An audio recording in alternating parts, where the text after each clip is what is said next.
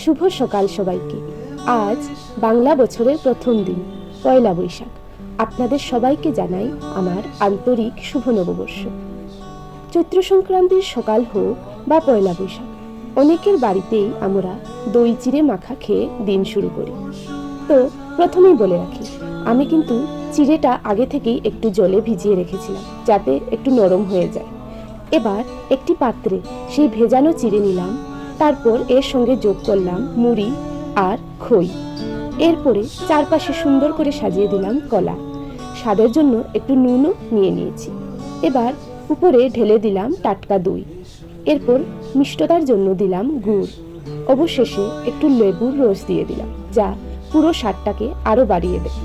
সব কিছু ভালো করে মিশিয়ে নিলেই তৈরি হয়ে যায় সুস্বাদু দই চিড়ে মাখা। আচ্ছা, আপনারা কারা কারা চৈত্র সংক্রান্তিতে কিংবা পয়লা বৈশাখে এই দই চিড়ে মাখা খেয়ে থাকেন অবশ্যই আমাকে কমেন্ট করে জানাবেন।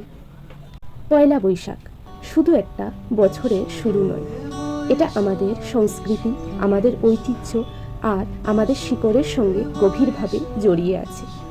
এই দিনটির সঙ্গে জড়িয়ে আছে বহু বছরের ইতিহাস, নানা রকম প্রথা আর আনন্দের মুহূর্ত, যা প্রজন্মের পর প্রজন্ম ধরে আমাদের জীবনের অংশ হয়ে রয়েছে।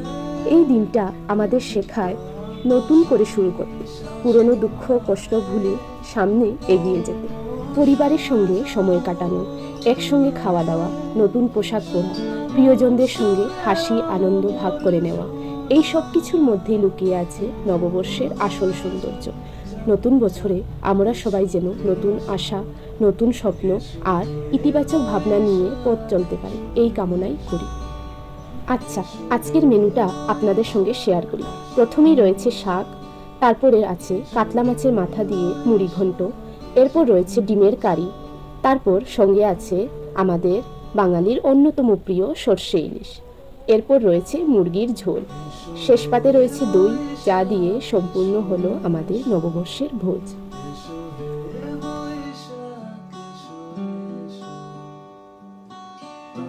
আপনারা সবাই খুব ভালো থাকবেন।